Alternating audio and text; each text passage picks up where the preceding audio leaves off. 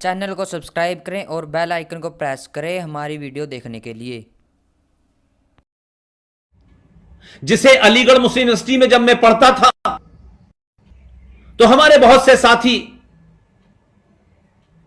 इसको अल्लाह मियां की फौज कहा करते थे। यह कहां बनी, कैसे बनी, किन हालातों में बनी, अगर हम इसको नहीं जानेंगे तो जो आज इन्होंने अपना असली चेहरा और चेहरा दिखाया है वह आपको समझ में नहीं आएगा। हम सब जानते हैं 1857 में आजादी की पहली लड़ाई बिगुल मेरठ में बजा और उस वक्त हिंदू और मुसलमान और तमाम सारे लोग मिलकर लड़ रहे थे अंग्रेजों के खिलाफ। मंगल पांडे नाम के आदमी की जेर क़यादत में यह जंग हुई और फिर वहां उसके बाद में पूरे दुनिया के अंदर बवाल मचा, पूरे हिंदुस्तान में बवाल मचा, अंग्रेजों की जड़ें उखड़ने लगी।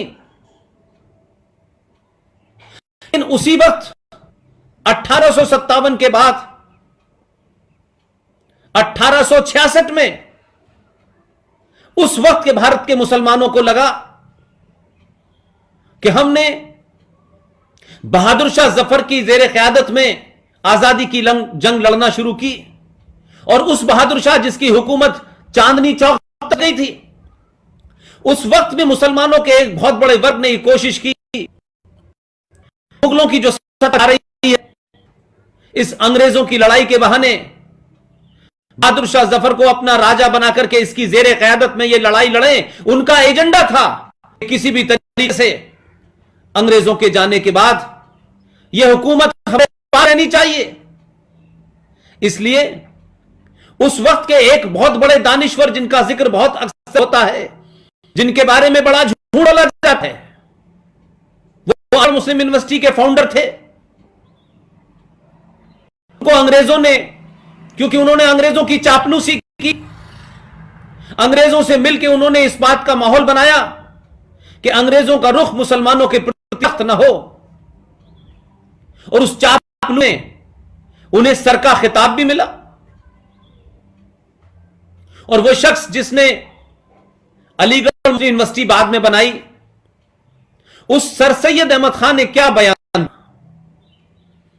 मेरठ की उनकी पहल एक बहुत जानी मानी तकरीर है, उसमें मुसलमानों को गालियां दी, उनको कजड़ कहा, कौंजड़े कहा, जाहिल कहा और कहा कि इन मुसलमानों को 1857 के हिस्सा नहीं लेना चाहिए था।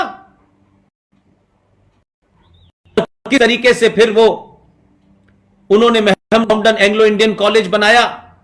पहले वो मदरसा था, फिर कॉलेज बना, फिर वो यूनिवर्सिटी बनी।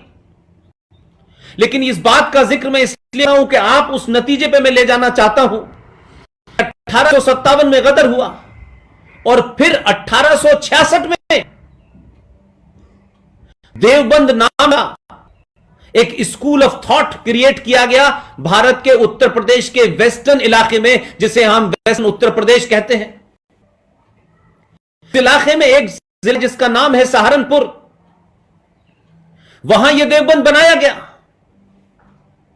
और देवबंद ने यह थ्योरी चलाई कि जो हिंदुस्तान का मुसलमान था, जो हिंदुस्तान के में मिला हुआ था, उनको यह डर लगा कि अंग्रेजों की लड़ाई में अंग्रेजों हटाने के लिए अगर ये मुसलमान अपनी भारतीय पहचान में मिस रहा तो हमारा एजेंडा है वो पूरी होगा।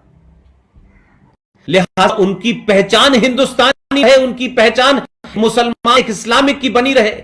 इसलिए देवबंद स्कूल ऑफ थॉट का जन्म हुआ, यह 1866 में हुआ। और देवबंद ने किस तरीके से मुसलमानों को अलग किया।